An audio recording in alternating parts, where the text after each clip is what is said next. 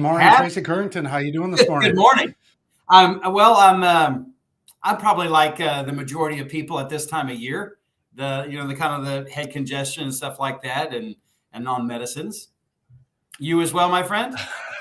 You know it, man. This Yes. weather's been so freaking weird. I'm in Minnesota. I have no snow on the ground. It's 55 degrees and it's killing my sinuses. But yeah, good Ah, day. well, happy February to you, Paul. Oh, it's February Fool's Day, It, February it is 1st. it is the first, and even though we're in a leap year, still February is the Leap. shortest month of the year. That is correct, as Yeah. far as I know. So I got I want you to fill in the blank. The old statement that says, if it ain't broke, don't Throw it out. okay, don't fix it. Don't fix it. Oh, That's the one that I've always heard. If it ain't broke, don't fix it. Don't address something that like leave those sleeping dogs, let them lie, and don't create an issue where there wasn't one before or whatever. And so I thought this would be a great opportunity when we're thinking about the compression of time in the month of February. Even though we have a leap year and we're in that month, it's still the shortest month. And just compressing time, understanding like the deadlines are going to come at least a day sooner than what they ever were. And 24-hour period is a long length of time. I've been thinking this year about the about how short, just like if you waste just 5 days of the year, how much you've actually wasted in percentage as far as how many days there are in a year. And so we've gone through the first 31 days of the year.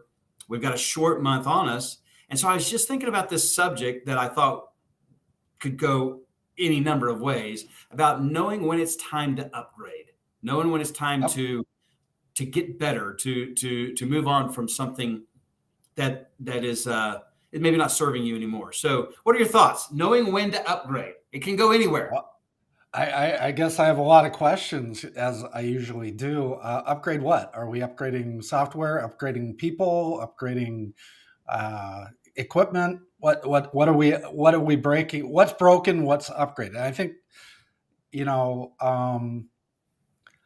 We talk about this a lot. We talk about business process, and we talk about our processes. And if you put great people in a bad process, you just magnify the negative outcome.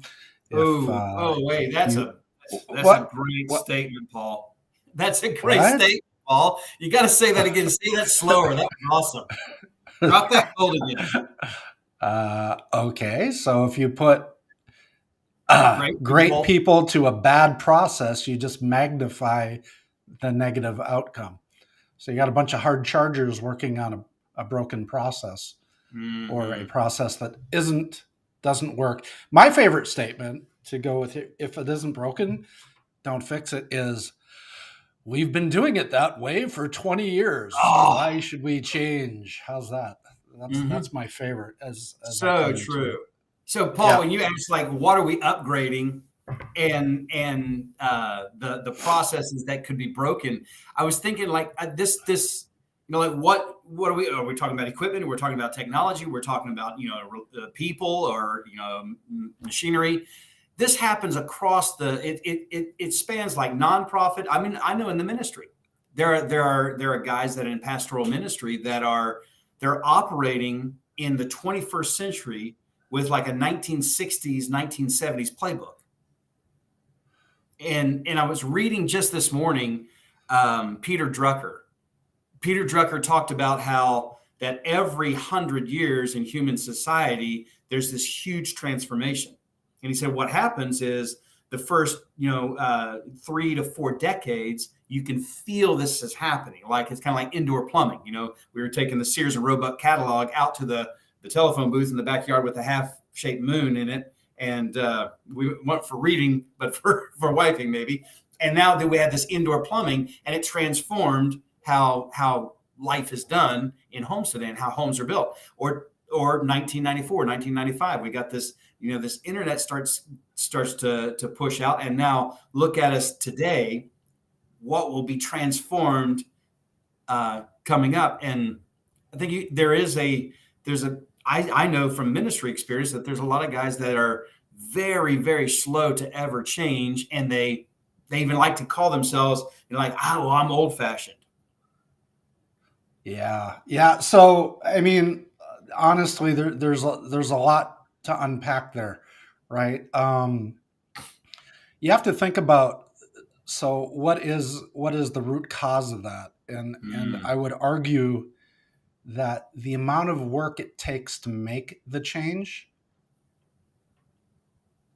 mm. doesn't immediately resonate with the result of the change. Ah, I haven't seen enough value to make So, a decision. well, I don't, well, and it's not a guaranteed value. It's a risk, right? So, I mean, I think the subconscious mind goes into, I've been doing it for 20 years. It's going to take me 6 months of hardship to make this change. And is it really going to have that much of a different Mm. outcome than what I'm doing currently? Ah, so And good. and tech and tech was a lot like that, right? Because there was over the past 20 years, we could be a lot further along than we are from a business standpoint in a lot of businesses if we would have embraced the change early. And there was a lot of trouble, right? The software breaks, software, we didn't Mhm. know exactly what we were doing. We didn't. The coding wasn't great. It's a continuous improvement idea where it's not perfect when we first start out, and we're kind of figuring it out along the way, which takes a lot of belief in the outcome going forward. So there's, changes kind of interesting. I don't, you know, let's, if it's not broke, don't fix it, gives the idea that something's broken. Something doesn't have to be broken, but it can be inefficient, right? Mhm. Yep. So, and this kind of gets back to the kind of the origin of the conversation, is that, yeah, if it's not broken, don't fix it, but can we make it run better? Yeah. Can we take a Right. look at the processes? Has something changed in the environment or in the market or whatever that lends itself to changing a piece of that process, or equipment or software that's going to make us more efficient and get the most value out of every dollar that we're spending on said Hmm. process, right? Yeah. Yeah. And then Yeah, what do you think? yeah, absolutely. So I love the idea of efficiency, and then it's kissing cousin effectiveness, where you think if it ain't broke, not only can you make it better, but if it ain't broke, does it even serve us anymore? I think that I read an article this last week that talked about um, the this big, huge push right now for the storage facilities.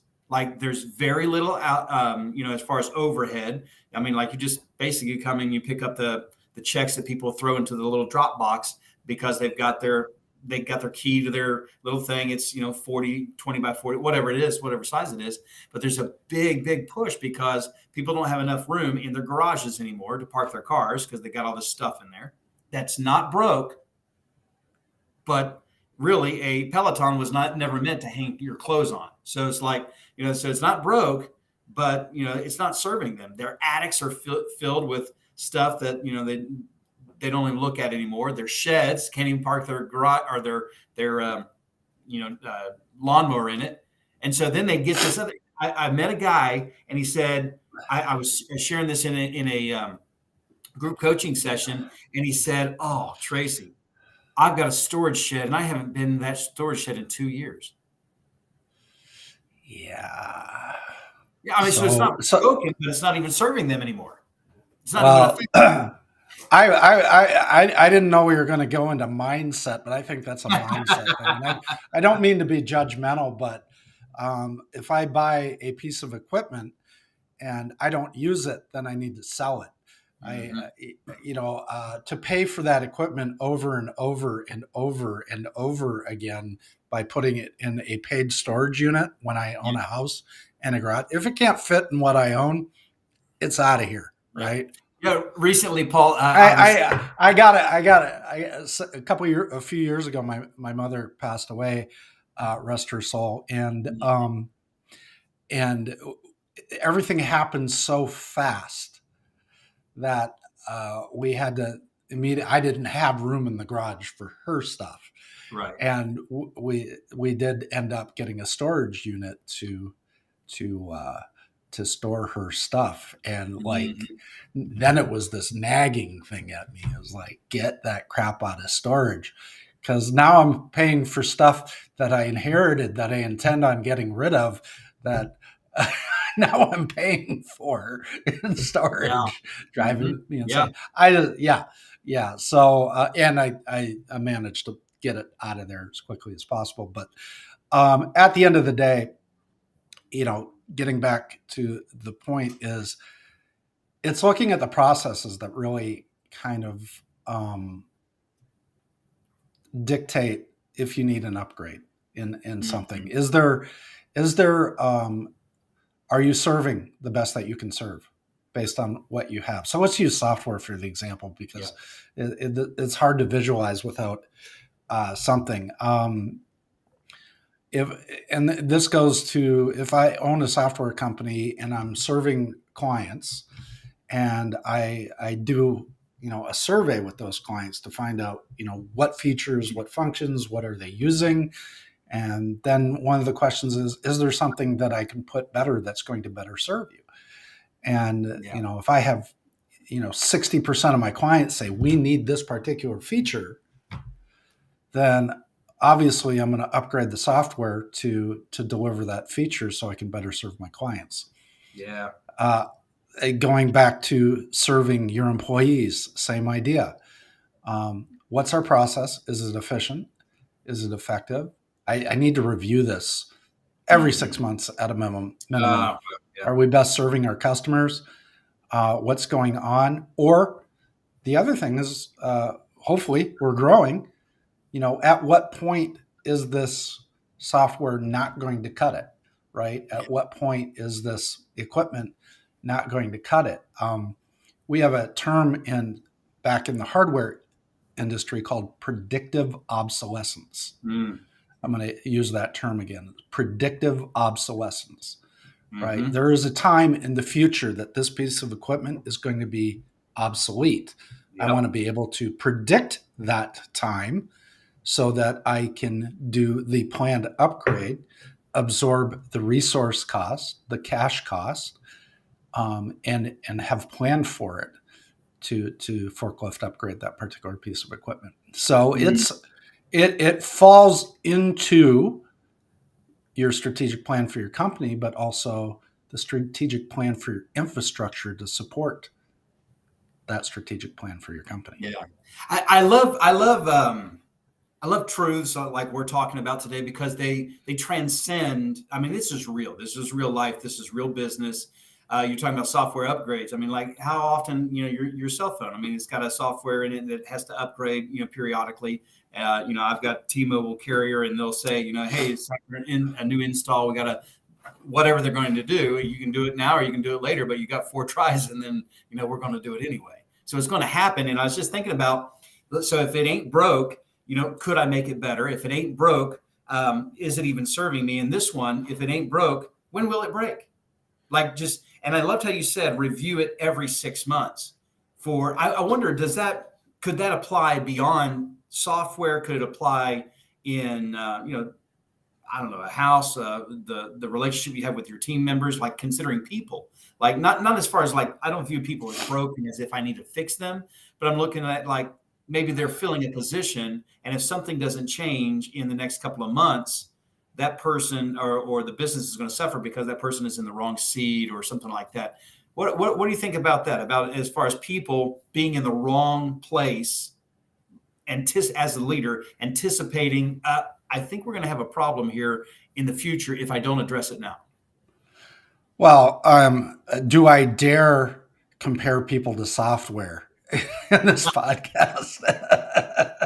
I like So, I like what you said. There are some that say your people are your greatest asset, and that's that. When I think of software, I think of an asset. I think a computer is an asset, a car is an asset, but I think of people as an advantage. Like if I got the right people on my team, I'm going to have an advantage over you and your team because I got better quality people.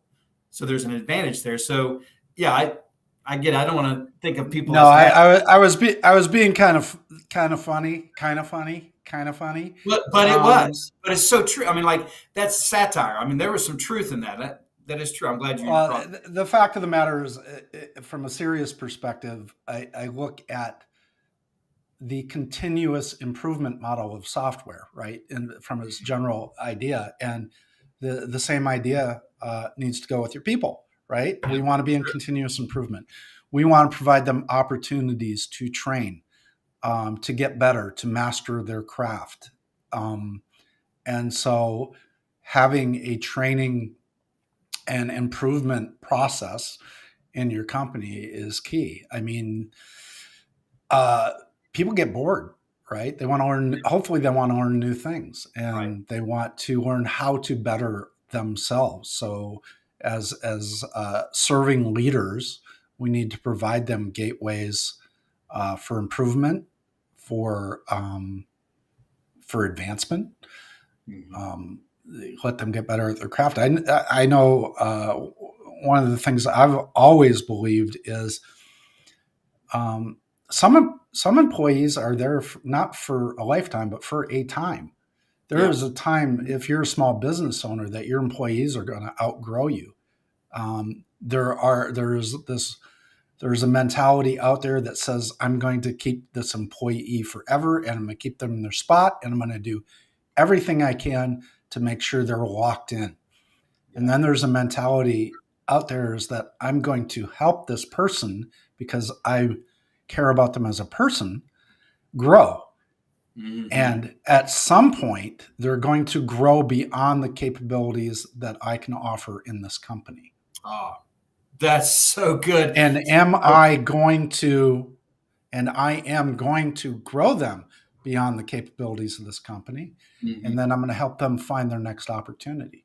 Yeah. And those are the leaders that and I always go back to the very first it would be my second job, but I had a boss. Her name was I love saying this out loud. Her name was Gypsy Barbado. Hmm. Heard of this lady Gypsy. before? It's, Yeah. um and it was just a drive-in restaurant, and her her mission was to help teenagers get their first idea of what work is like and become mm, successful at it so they can move on and go to college. And everybody who ever worked for Gypsy was successful in life because all she did was train us. She mhm. trained us about money. She trained us about how to run a business. She was open and clear about everything. And she knew that when we turned 18 or 19, that we were going to not be cooks and not be car hops, but we were going to go out and do something else with our life. She was the gateway for me and for everybody else who worked for her to having a real business and an entrepreneurial mindset at that Mhm. age. Her idea was not to lock us in being a prep cook or a cook, short order cook, Yeah. till we retired at 65. Her idea was she knew that we were going to outgrow her business, and her mentality was to grow us way beyond her business before she let us walk out the door. Mhm. So to That her, I say cheers, because absolutely. that's the type of leader I endeavor to be. I think there's a level of security, like we were talking on this point of continuous improvement. Like a leader has to be secure in who they are and what their real. You said her mission was. Like for you to know her mission implies that she knew even better what her mission was. That she's putting people on the on ramp to life, and you start out slow, and you got to merge into life. As in traffic, but I think it's a Yeah, secure leader that says, like, oh, hey, listen, I got to put my 2 weeks notice in. I'm going over to college, or I'm going to da, da, da, da, whatever it is. And that leader not to feel like, oh, they're leaving me. I can't believe they're leaving me. Like an insecure person, like, like everybody's leaving me. And I've felt that before. Like leaders get mad when somebody leaves, or because it's going to put them out, or I mean, because it's more of a selfish type thing. What are your thoughts on that? yeah. My thoughts are investment has ROI. And Mm. if you are investing in your employee, it's actually harder for the employee to leave you. I mean, you literally sometimes have to push them out the door. Let's look, you've grown beyond us. Okay, we've Mm. got some other guys coming up. You've grown beyond us. Let's get you in the right company with the right position at this point, because this Mhm. company is only going to go so far. You know, and that goes for a good portion of the small business out there. And then you have business where there's going to be opportunity to work up, you know, into the C-suite or that, and be able to do that. So to grow that person either, you know, up into the corporate world or out into the world of entrepreneurship, um, creates a relationship with your employees. That makes them hard. It's hard for them to leave you because you've invested so much in them. So Mhm. they're there to help you further your mission. You know, I kind of laugh to go back to that is Gypsy had vision, mission, and values before they were ever buzzwords. Mm. Yeah, that's great. Yes, well, we have one of our viewers asking how important is continuous improvement for every servant leader. I boy, I think that's we're spot on. That's a great question for where we're at right now. Just thinking of like a servant leader is there. I'm the leader. I'm in a leadership position. I'm in a leadership role, but I'm the servant for the team. And maybe this job is no longer serving you. Just like you said, you've outgrown us. You're beyond. You have greater things than these that you're going to do. What about in the area of so as you and I, we do coaching and obviously we do mentoring and consulting. When it's time for, like, you've taken that company as far as you can go, or as far as you can take it, or you've grown beyond that facility. I mean, it's hard for you to I know for me, it was hard for me to say, hey, maybe rates have changed, the monetary value has changed for me and my growth and the value that I offer. And I had to go to bigger and better things. And that was hard for me to say, we've come to an end. If we want to continue, we've got to level up. And that company not being able to level up and not being able to make the trip with us as we're going forward. And it brought it up when you said employees are not there for a lifetime, but for a time, or Well, consultants, coaches not there for a lifetime, but for a time. I want to, I want to frame that properly, because what's coming out of you is a lot of, I can't grow, I can't do this.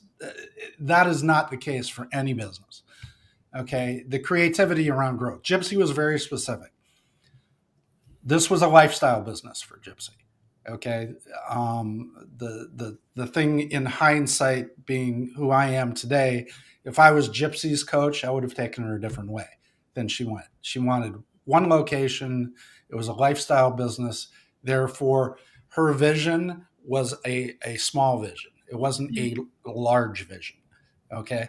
So if I were coaching Gypsy today, and the tables were turned, I would have asked the question, how do you plan on growing the business? Right? Mhm. What's your next step? We've got this very successful location, it's kicking butt. Next question is, how do we replicate it? Right? That's not something she would want to do. She's like, I don't want it any more complicated than I have it now. So I don't want this to be a referendum on growing business, because it's not. There are some businesses that are lifestyle businesses that have no intention of growing beyond their geographical location. But there's absolutely opportunity to grow any business by by expanding customer base in a Yep. few different ways. We just have to look at the business, and we have to see what are the opportunities for growth. They may be adding a second location, they may be franchising. Mhm. There's all kinds of opportunities to move that on. So I do not want this to become about, oh, I'm stuck. Because if you have a vision that's bigger than that lifestyle business, then there may be opportunities for your employees to grow within your business. That is not the staple. It just depends on your mindset as a leader, where you want to take the business, and are you open to doing these other things so that your business can continue growing. Ah, I'm yeah. I'm connecting on that. That's I'm working with a company right now, and that company just came to mind where they do not have. So when they had the pains 3 years ago, they had the pains. We've come in, we worked through that. They don't have the pains anymore. Like, oh wow, this is great. I don't have any pains. And when you talked earlier about the root cause of not changing, like, I've got pain. Tracy, come in, help us take the pain away. I can do this. We're going to do this together, whatever. So we grow it, and I'm like, man, okay, I think we're done here, right?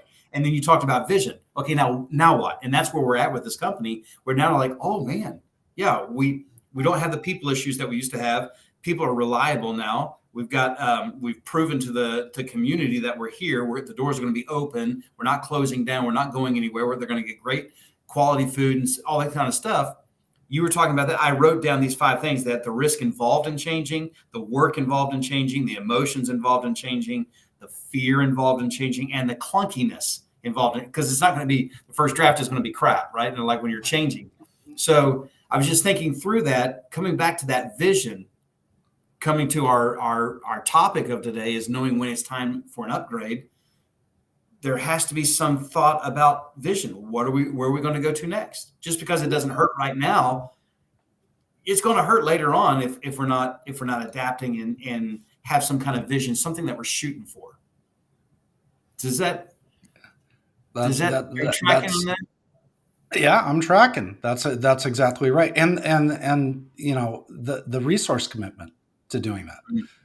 I would add the resources, right? It's money and time. Yeah. Okay. Yeah. The resources involved in changing. Yeah, absolutely. Well, that's good. That's great content right there, Paul. I love that. What, so when is it time for an upgrade? When have you found, like, for your life in business, what was the last upgrade that you had to commit to? I just committed to one. I've taken on some product that we're going to be marketing for another company, which is a major commitment for me. So, um, being retired 2 years ago, I've seemed to upgrade to not retired. How's that? Yeah. Uh-huh. So every great leader that I've ever known that, like, went into retirement. I mean, I remember having a conversation with you. Like, how much golf can you really play? How much skiing can you really do? And still, like, be satisfied. There's diversions, distractions, and they're fun, they're enjoyable, but I couldn't see myself doing it every day unless it was for business. I was growing something. I was networking in that environment, and I was trying to bring something forward. Yeah, unless I could turn golf into a job and go pro, but I'm not that good. So Here, my friend. I think the big thing is this: the status quo has to go, right? You can't be looking for status quo. You have to be looking for growth opportunities. And it's, as a business owner, reducing risk means, it's interesting. I had a great conversation with a client yesterday because they are in a really interesting situation. It's a very, very large small business. And they only have 7 clients, and they are big clients, Wow. massive. And we got in the discussion about it. I said, you're in a very risky position. Okay, because if you think, let's just use round numbers. If each client was worth $1 million, if 1/7 of your client, you lose 1/7 of your clients, you lose $1 million per client. They've been in business for a long time, and they're in one of the riskiest positions you could be in. They have lots and lots of employees. They only have 7 clients, and they need to get more clients. Oh, wow. So they need to change from the standpoint of, because it's that status quo thing. It's like, we're making big money here just off 7 clients. Why do we need to go, get more, right? Will it break? So, right. And then when a lot of their employees are out of jobs because you just lost $1 million revenue. Yeah. Boy, right. So So you can't sit back and get comfortable. You can't be complacent. You have to figure out how you're going to continue growth, because continued growth reduces risk. The more clients you have, the less impact a loss of a single client has. The That's a great more, statement. you know, the more, you know, the more choices you have in your grocery store, Mm-hmm. the more people are going to buy of different choices, the more you're going to attract different choices. Diversification is the key to having a healthy business. Mm. So continued growth reduces risk. I got a visual of like you're going up a going down escalator. The escalator stays at this like certain pace coming down, and if you can't continue to stay at a pace faster than the pushback, the resistance going back, you're going to end up back down at the bottom if you don't keep moving. And as a Well, company, as I you would I would put that escalator to cliff, right? oh So yeah, so when you get at because the bottom, when you start to fall, it becomes a free fall, because the it becomes this paralyzation, right? And the inability to make a decision or act, and then starts the free fall. mm. Excuse me. Okay. So what do we offer companies as far as like they know it's time. They know it's time to upgrade. Having that conversation, helping Well, them so we understand. talked about reviewing processes, right? Mhm. So when you're reviewing processes, you have to ask yourself some questions. Excuse me. Is this process as efficient as it can be? Mm. If it's not, is this a people or training problem, or is this an equipment or support problem? Or if we identify a different way of doing things, so is it a process problem? Mhm. And it's in the answers to those questions that you will find if you need to upgrade equipment, upgrade software, improve training, or change process. Mhm. So getting down to like we talked about earlier about the what is causing this thing not to function like it could be. Yeah, I'll give it the root cause analysis is the term, right? Mhm. We want to do root cause analysis. And we have to step out of the business and over the business to see it. You have to see your business from a 30,000-foot view. Yeah. You cannot be in the weeds and see processes, broken processes. Mm-hmm.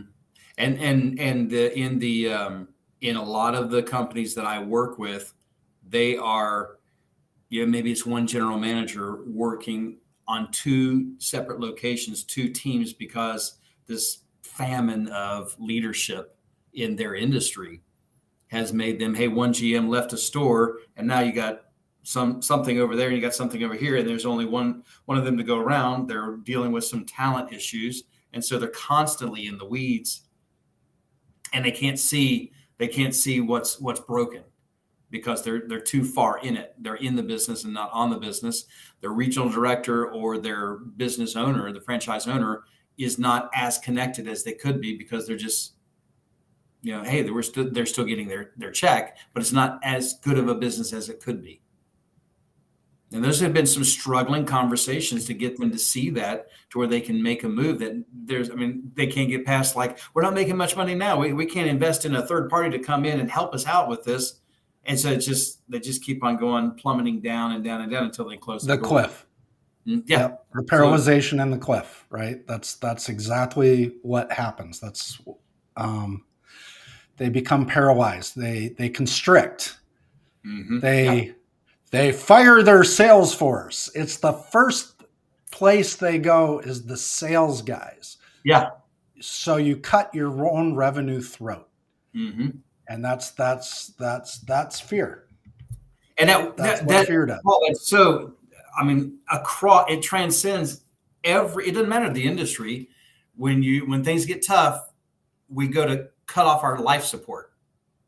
Like what's feeding us, like this, like you said in the sales, for a church ministry, going out, we call it an outreach ministry. We have an outreach. We exist to reach out. If we can live the life that we should be living, we exist to reach out into the community and bring more people in. And as soon as a crisis happens, let's not go out anymore. It's like why would you not want to do that? Why would you not go out for more customers, parishioners, church members? Why would you not go out, for more converts or whatever the story is? And it's an evangelistic approach, but that's what I see. Even those in the ministry that they do, they that's the life support. That's why we really exist in the first place. Let's stop doing that. And it's not only it's counterproductive, even though they think it's counterintuitive. Yeah, absolutely. Absolutely. You cannot cut off your, it's like, your car breaks down. So you cut the gas tank off of it. Right. Yeah. Yeah. That's going to help it run. Sure it will. So what will be the points that need to be driven home from this episode for our viewers about knowing when it's time for an upgrade? What are your thoughts as far as like a good, healthy takeaway for people that are viewing this episode? So I would say that probably the biggest thing you can do is take a couple hours a week and map out your entire organization. How every process works, right? From sales to delivery. And then take a look at that and see, is it the most efficient it can be?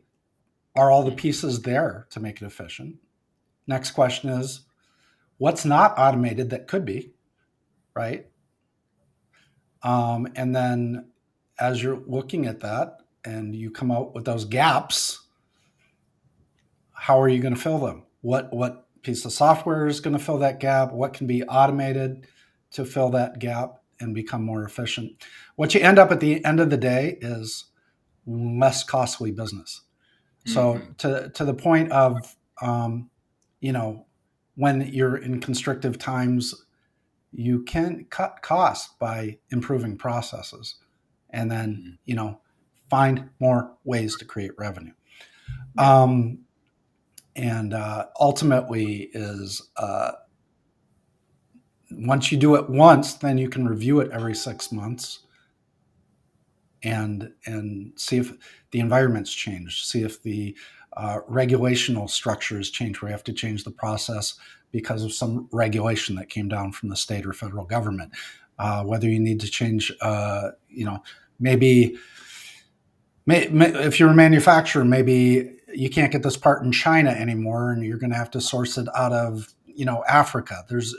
And how are you going to change that process to work? So you have to look at the business as a whole. And again, looking from an equipment standpoint is just, when is this going to not work anymore? When is technology going to become so much better in this particular fashion that it's going to be more efficient, or the piece is not going to be broken or not going to work anymore? Like, there's a lifespan on every piece of equipment. What is that average lifespan? So when can I predict it's going to go bad? Yeah. And not interrupt my business processes because we're reacting to a failure. We're actually well planned out how we're going to deal with that failure. And that magnifies itself as the organizations are bigger, right? I was just thinking when you're saying that both of us right now are probably operating at about 80%. Just sometimes, if you think of an organization as an organism, our bodies being an organism, like there's some things like, maybe right now, hey, I'm hungry. Right now, man, I got a headache. I'm also congested. I got this scratchy throat, I got these things. When I was thinking about a business, you're going through that, I was thinking like, what a great question. What hurts the most right now? Like, everything hurts. Well, everything can't hurt.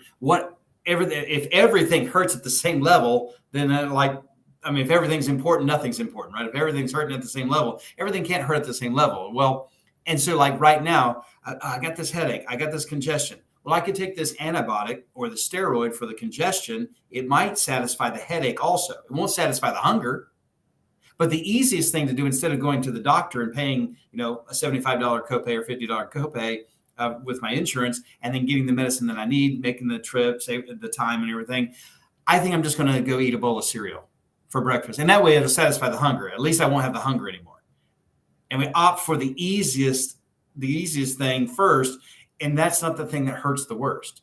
What hurts the worst is, man, this headache. I got to do something about this headache. It's the one that manifests the most. Do you find that some companies work on the thing that is the easiest to solve rather than the thing that's really going to solve everything else? Yeah, and I would argue that you're trying to treat all the symptoms and you don't know what the root cause is. Yeah. Right? So the same cause can have a lot of symptoms, and this is true for business too. Mm-hmm. It's what is the root cause, and that is effectively suffering through some of the symptoms to find out what's causing it, and then taking care of the root cause will eliminate multiple symptoms. Awesome, love it. Well, I love this topic.